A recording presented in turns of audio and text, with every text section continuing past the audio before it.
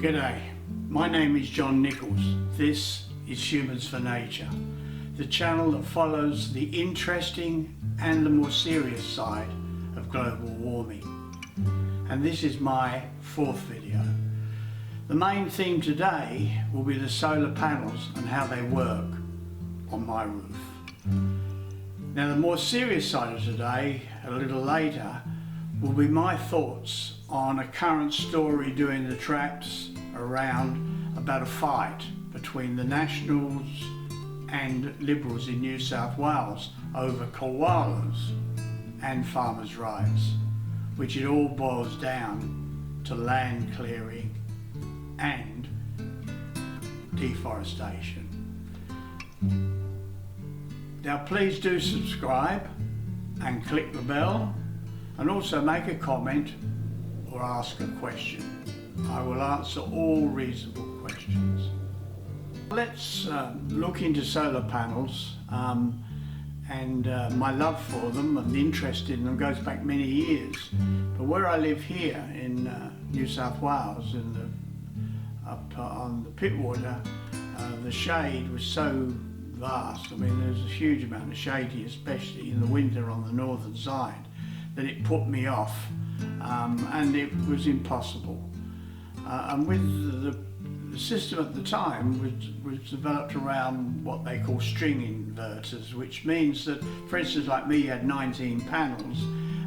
What would happen is that you'd have a string of those panels, say 6 in one go, and they would be joined together. Now if you had shade on one of them, it would affect them all. So it was a real problem, and it wasn't until the coming of mini inverters, and the company I used was Enphase, the American company that make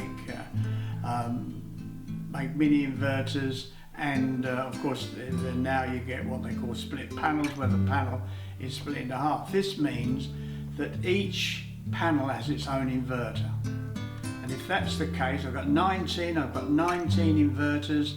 I can put the solar from wherever it comes in best. I can put them around the roof and join them together, and I find well, that certainly was going to work for me. Now, so I started to get quotes. Now the first quote I got, the company came along, looked at my roof and said, oh yeah, we'll put some there, some here, and I'm thinking to myself, well hang on a minute, they're only picking on the places the best to put them, not where they're going to work the best, because some places they were suggesting there would be huge amount of shade certain times of the day. So I wasn't that keen on that, and I began to think I should try and work out some system for working out where these panels should go, and I should do it myself, which meant going on the roof. Now, I'm 80 next month, so people of my age usually don't go on roofs, and my friends and my neighbours around here and my poor wife thought that I was nutty and I was crazy if I was going to do it, and I thought that way a little bit myself. But I thought to myself, if I could find out the most safest way of getting up there, then I had a chance. If I could get up there and stay in what I called the safe zones, and I could do the judgment from there, I would be okay. Now, that's what I did. But to do this, I needed some means to go by. So I picked on a program you can get online called SunCalc. Now, I've got a version of this on my big monitor here to show you. So you can have a look at that, you can see how it works, and then we'll take it from there. Okay, this is SunCalc, and it gives you an idea of the map of Australia there, and then you can position where you live, the angle, the azimuth. You can get it all at any time, and along the top you can get the hour of the day and the date and the year. So it's a pretty good system from my point of view of the way I managed to work things out. Now, Okay, so we've got sun carp, so we've then got to find a way of getting the angle, getting everything going. So what I did was I bought this. This is one of I love levels of all kinds of but this one has got magnets on the bottom.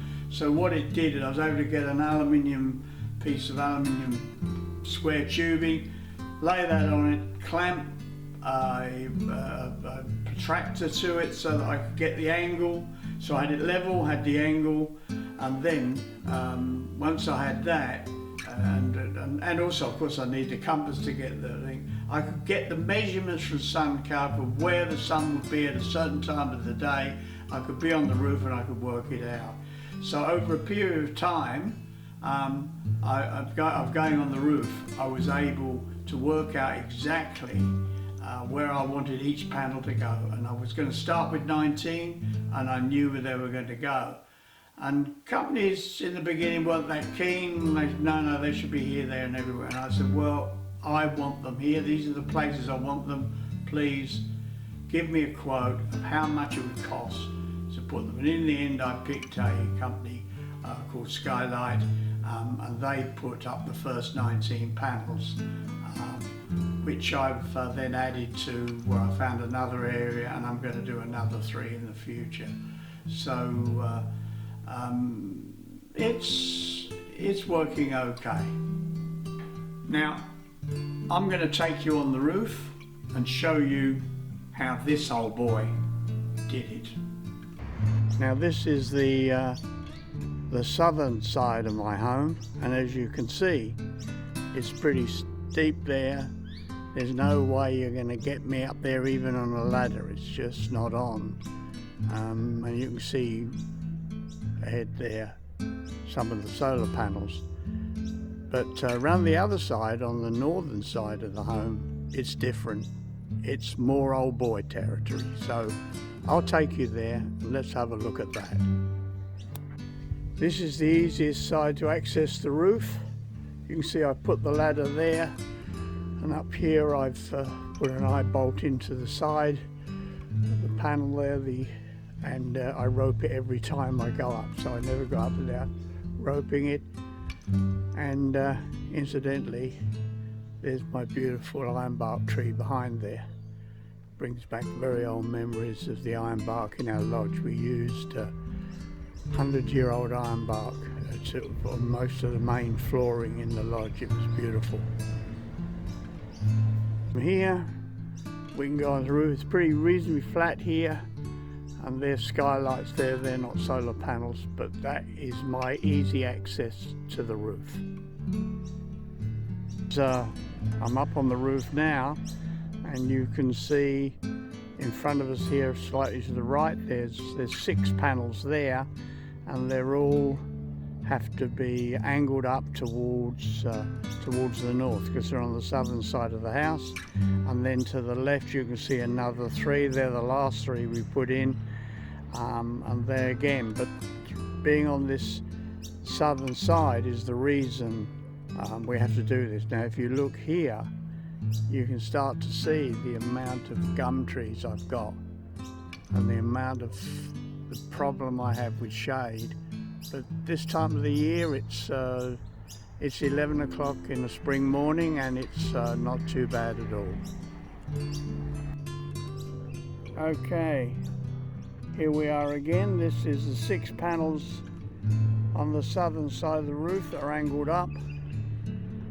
And then if we move across here, you can see there are 3 panels there facing north, which of course is the easiest to do, but you can see they've got shade there this time in the morning. And then if you look down here where we could put a lot more panels, far too much shade, so it just doesn't work. So we just have to move them around. Again, there's the 3 panels I've put in. They're the last 3 that went in, and they're as far south on the roof as we can go, but they work beautifully. Now if we move along here, this is the 7 panels that are facing west. Well, this time in the morning they're not so good, but boy, they come into their own in the afternoon. when we start to see more. And of course, if you look out to Pittwater, there's the Royal Motor Club, Royal Motor Yacht Club, and here's our beautiful view. Today's serious segment I find depressing, extremely depressing, and that is land clearing and deforestation in Australia. In the world, 15% of all greenhouse gas emissions come from land clearing and deforestation.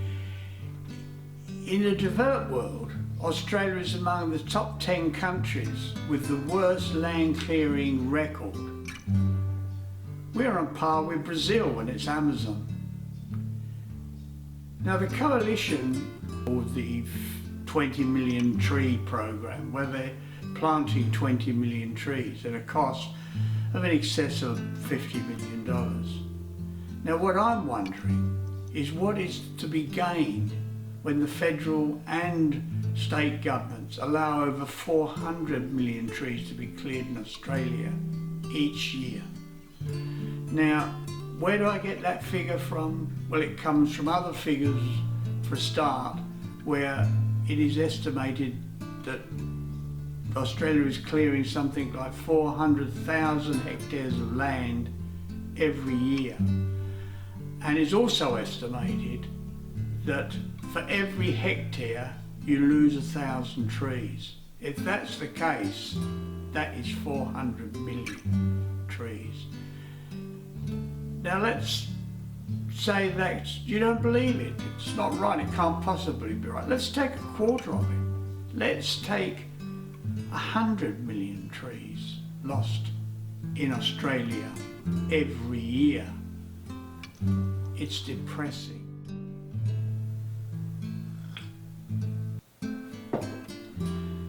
Six months ago, I had an interesting conversation with a retired farmer. He was adamant that as owner of the land, he had the indisputable right to control what happened to his land. If that's the case, then I would like to put my analogy. What I'd like to use out here in Pittwater, where I look out of my view here, all I can see, for as far as the eye can see, I see eucalypt forest. Whether I look at Scotland Island and beyond at the Ku-ring-gai National Park, which is 35,000 acres of forest, or more along to the left, which from Church Point through to Bayview, it really looks like eucalypt forest with homes dotted along the area.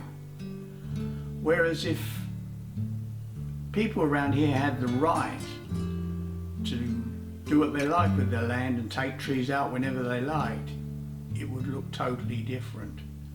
And the reason for that is it doesn't matter how good a tree hugger you are, you will always be tempted to remove trees when they block your view, or mainly because if you can open your view up when you come to sell it, you get a much better price.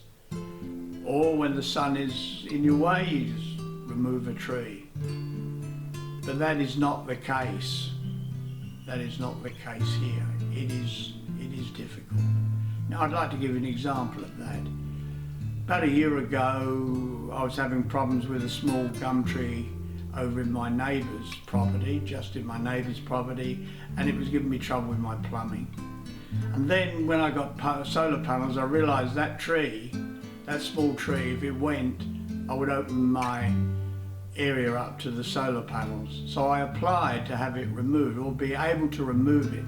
I never got that permission. I had an arborist letter, I did everything, but I could not get permission. That is the reason it's so pristine out here, is because we who live on this part of the world and live in Pittwater don't have the right to do what they like with their land. I would like to appeal to farmers and governments to look closely at the consequences of doing nothing about land clearing. Look seriously at the statistics and realise there is only one answer. As Australians, we must stop clearing land.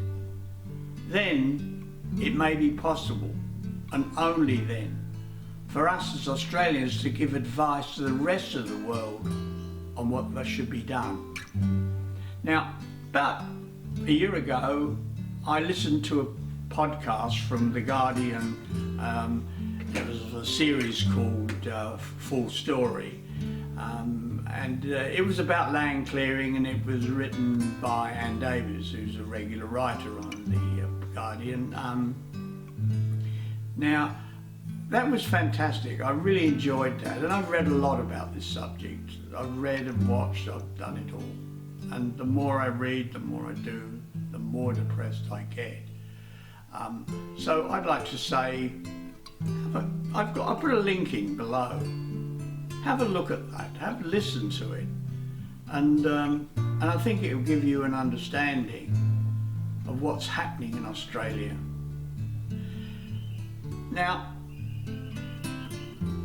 until the next video, which be in 2 weeks' time on a Wednesday, I'd just like to say to you, g'day and goodbye.